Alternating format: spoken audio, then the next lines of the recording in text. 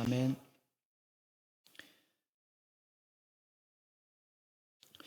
네, 잠언서와 저는 아주 많은 스토리를 가지고 있습니다.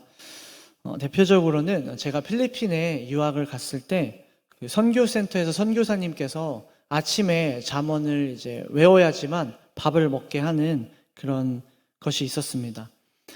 당시에는 그런 교육이 또 통했던 시기였기에 부모님들은 좋아하셨던 기억이 있습니다. 너무나도 감사한 건 매번 제가 1등으로 식사할 수 있도록 하나님께서 지혜를 주셨습니다.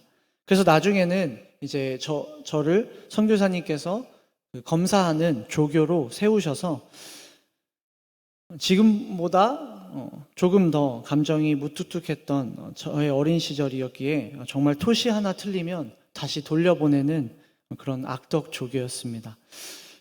그리고 지금도 이 캠에서 잠언 암송을 아이들에게 매주 한 절씩 외우도록 인도하고 있습니다. 왜냐하면 제가 중학교 때 필리핀에서 외운 그 영어 암송이 정말 그 영어 회화 실력을 느는데도 상당히 많은 도움이 되었기 때문입니다. 이런 깊은 추억이 있다 보니 오늘 잠언 1장을 설교하는 것이 저에게는 더 뜻깊은 것 같습니다.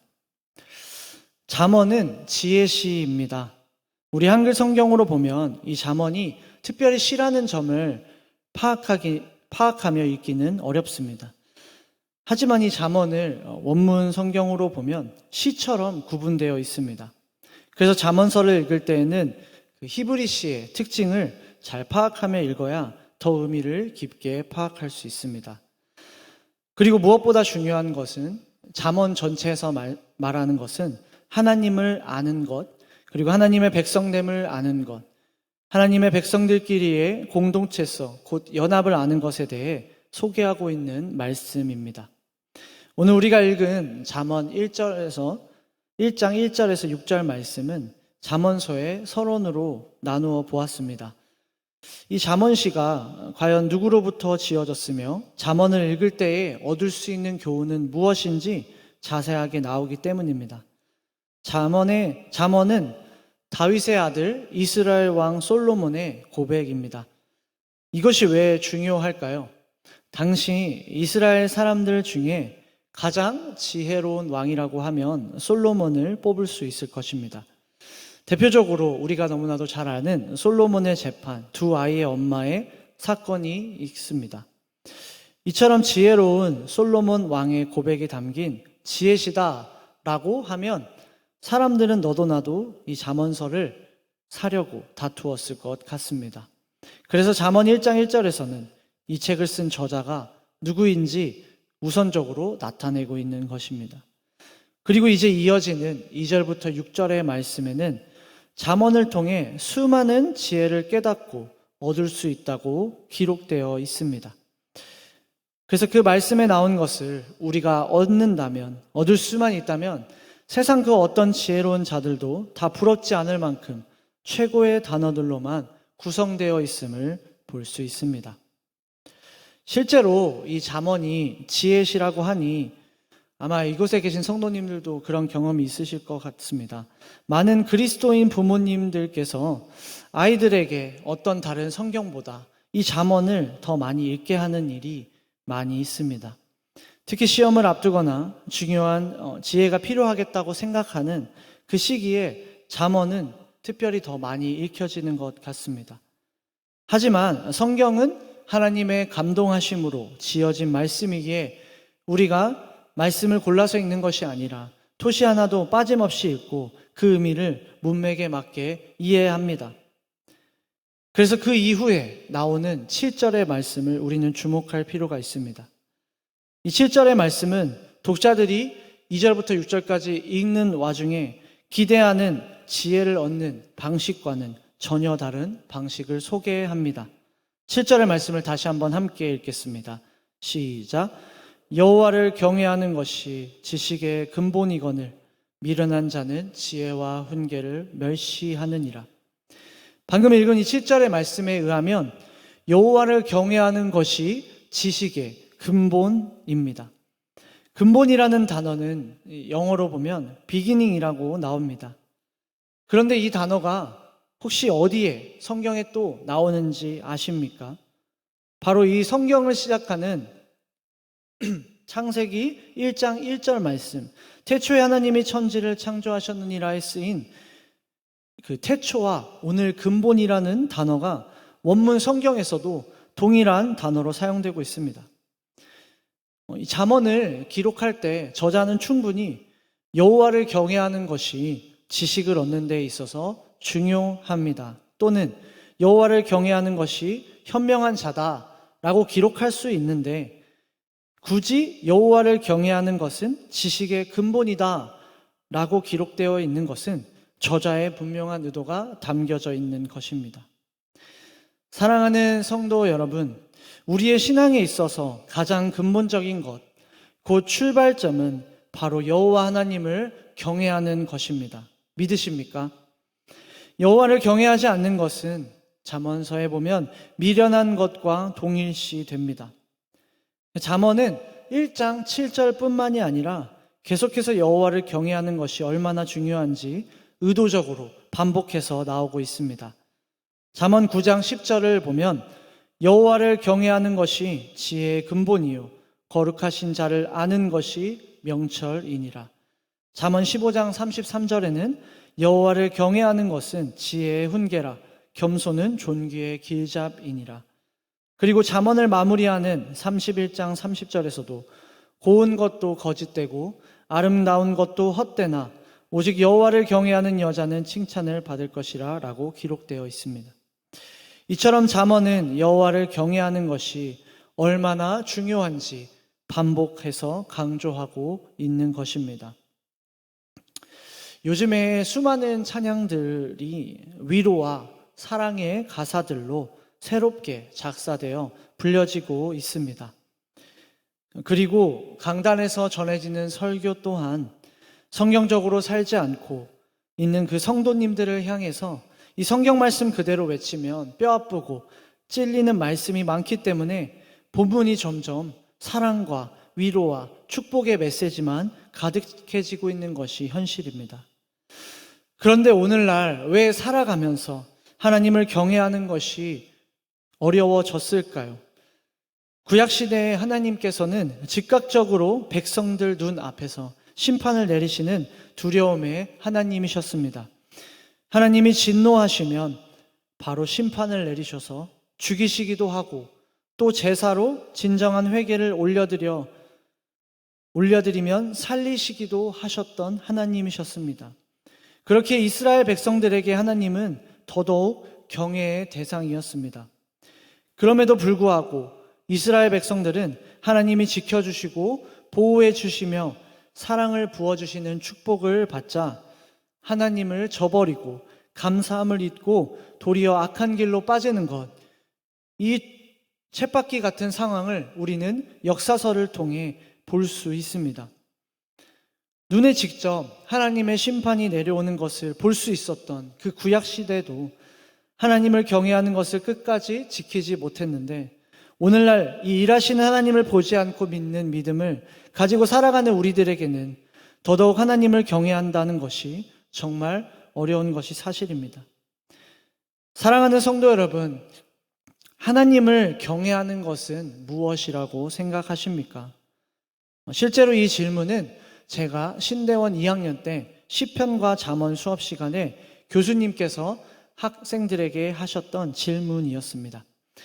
학생들의 대답의 대부분은 예배와 거룩, 기도, 신앙생활 등 우리가 다 생각할 수 있고 충분히 이해할 수 있는 것들이었습니다. 곧 우리가 교회에서 함께 예배드리며 보이는 모습, 개인의 삶을 살아가면서 경건 훈련의 모습들이 하나님을 경외하는 모습이라고 다들 생각했던 것입니다. 그렇지만 오늘 잠언에서 말하는 하나님을 경외함에 있어서 가장 중요한 것은 순종입니다. 하나님의 말씀을 순종하지 않고 끝내 그 결과로 폐위된 사울 왕을 기억하십니까?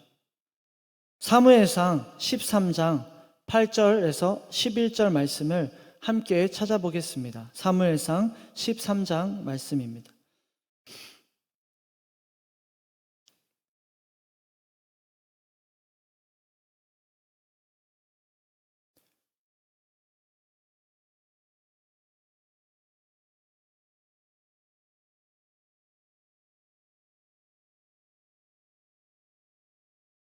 사무엘상 13장 8절에서 10절 말씀을 제가 읽어드리겠습니다.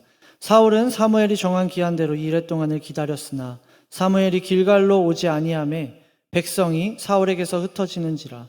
사울이 이르되 번제와 화목제물을 이리로 가져오라 하여 번제를 드렸더니 번제 드리기를 마치자 사무엘이 온지라. 사울이 나가 맞으며 우난하매 사무엘이 이르되 왕이 행하신 것이 무엇이냐 하니. 상반절까지 읽겠습니다. 사울은 하나님께서 이 제사장을 통해서만 제사를 받으시는 구약의 제사법을 어겼습니다.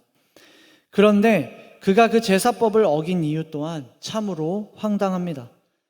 사무엘이 정한 기한대로 오지 않자 이스라엘 백성들이 요동치기 시작했습니다.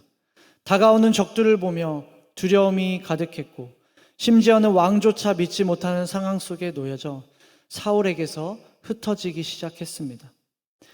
그래서 사울은 하나님보다 백성들이 자신을 믿지 못하고 자신을 떠나가는 그 상황을 더 두려워했습니다. 그리고 마침내 기가 막힌 타이밍에 사무엘이 도착하였고 사울은 이미 사무엘이 도착하기 전 그가 스스로 제사를 드리며 심지어는 그것을 자랑스럽게 말하기까지 하였습니다. 사무엘상 13장 12절 말씀을 제가 읽겠습니다. 이에 내가 이르기를 블레셋 사람들이 나를 치러 길갈로 내려오겠거늘 내가 여호와께 은혜를 간구하지 못하였다 하고 부득이하여 번제를 드렸나이다 하니라. 아멘. 하나님께서 정하시고 말씀하신 것에 있어서 부득이한 상황은 없습니다. 하나님께서 말씀하셨으면 그것을 어떤 상황이 몰려오더라도 끝까지 지키는 것이 하나님의 백성이라면, 더더욱 하나님의 택하신 왕이라면 당연했습니다. 여호와 하나님을 경외하는 것은 지극히 당연하며 가장 기초적이고 우리의 모든 것을 통틀어 신앙의 출발점이 되어야 하는 이유입니다. 이에 사무엘을 통해 하나님은 순종이 제사보다 낫다는 것을 확실하게 말씀해 주셨습니다. 사무엘이 이르되 여호와께서 번제와 다른 제사를 그의 목소리를 청종하는 것을 좋아하심같이 좋아하시겠나이까. 순종이 제사보다 낫고 듣는 것이 순양의 기름보다 나으니. 사무엘상 15장 22절 말씀. 아멘. 앞서 하나님을 경외하는 것은 무엇인지 생각해 보았을 때 우리는 경건훈련에 더 집중했을 수 있습니다. 하지만 하나님을 경외하는 것은 순종입니다. 그것은 곧 듣는 것입니다. 그래서 우리의 기도는 늘 빠지면 안 되는 기도 제목은 바로 하나님의 말씀을 듣고 순종할 수 있는 마음을 달라는 기도여야 할 것입니다. 오늘 본문 마지막 절을 다시 돌아와 함께 읽겠습니다. 본문 33절입니다. 시작. 오직 내 말을 듣는 자는 평안히 살며 재앙의 두려움이 없이 안전하리라. 우리가 다루지 않았던 1장의 전체적인 부분은 여호와 하나님의 말씀을 경외하는 것은 그 하나님의 말씀을 잘 듣는 것이며 하나님의 말씀을 잘 듣고 순종하는 자는 아무리 악한 자가 꾀며 유혹할지라도 그들의 뜻에 따르지 않는 자가 될 수 있다는 것입니다. 하지만 25절 말씀처럼 결국 하나님의 모든 교훈을 따르지 않고 그분의 말씀을 멸시하며 경고와 책망을 거부하며 하나님을 두려워하지 않는다면 재앙의 두려움이 눈앞에 이른다고 말씀합니다. 하나님의 오랜 침묵과 기다림 속에서도 불구하고 끝내 돌이키지 않는다면 우리가 아무리 부르짖어도 하나님은 돌아보지 않으시겠다고 무서운 말씀을 오늘 본문에 말씀하셨습니다. 말씀을 맺겠습니다. 사랑하는 성도 여러분, 하나님을 경외하는 것은 나만 잘하면 되는 것이 아닙니다. 내가 하나님의 말씀을 듣고 그 말씀대로 순종하며 사는 삶의 모습을 보며 그 모습을 보며 자란 우리 자녀들 또한 하나님을 경외하는 자들이 되어야 합니다. 하나님을 경외하는 것은 순종입니다. 내가 먼저 하나님의 말씀을 듣고 순종하며 살지 않는다면 우리 자녀들 또한 그 모습을 보며 하나님의 말씀을 순종하는 것에 대한 경각심을 가질 수 없게 돼 하나님을 경외할 수 없게 되는 것입니다. 오늘 말씀의 주제로 저는 근본을 잘 지켜, 잘 전합시다 라고 정해 보았습니다. 이 대표적으로 성경에 나온 인물들 중에 엘리 제사장은 자녀를 하나님보다 더 아끼고 사랑하여서 하나님의 제사를 멸시한 아들들을 벌하지 않았습니다. 결국 그 집안은 하나님의 심판을 받아 아들들은 죽게 되었고, 엘리 제사장은 자기 의자에서 뒤로 넘어져 문 곁에서 목이 부러져 죽었습니다. 우리 자녀들이 현재 신앙생활을 하면서 하나님의 말씀을 순종하지 않고 심지어는 관심도 가지지 않는 것을 보면서도 방치하고 계시지는 않으셨습니까? 자녀들이 공부를 잘하고 착한 사람이 되길 바라는 마음도 물론 중요합니다. 하지만 제일 중요한 것은 우리 자녀들이 하나님을 경외하는 마음을 가지고 진심으로 그것을 느끼며 살아가야 하는 것입니다. 만약 착하고 공부 잘하는 자녀가 하나님을 경외하지 않아 예배의 중요성을 모르는 채로 살아간다면 세상에서는 칭찬을 받는다고 해도 하나님께는 칭찬을 받지 못할 것입니다. 자녀들이 하나님께 그렇게 여김을 받는다면 그것은 우리의 책임 또한 있는 것입니다. 사랑하는 성도 여러분, 믿는 부모님 밑에서 태어난 것은 하나님의 축복입니다. 믿으십니까? 그렇다면 우리 자녀들이 이 축복된 특권을 잘 누릴 수 있도록, 우리의 믿음이 자녀들에게 그대로 이어질 수 있도록 하나님을 경외하는 것이 가장 지식의 근본이라는 것을 잘 가르쳐주며 양육하는 그 사명을 감당하는 저와 여러분들이 되시길 주 예수 그리스도의 이름으로 축복합니다. 기도하겠습니다. 은혜가 풍성하신 하나님 아버지, 감사합니다. 오늘 이 시간이 말씀을 듣고 깨달은 우리가 우리 스스로도 하나님의 말씀을 잘 순종하며 들으며 하나님께서 말씀하셨다면 아멘 하며 순종하는 우리 모두가 되게 하여 주시고, 그리고 그것을 우리만 간직하는 것이 아니라 자녀들 또한 잘 흘러보낼 수 있는 그런 믿음의 가정 될 수 있도록 우리 강성교회 모든 성도님들 가정을 축복하여 주시옵소서. 감사드리며 예수님의 이름으로 기도드렸습니다. 아멘.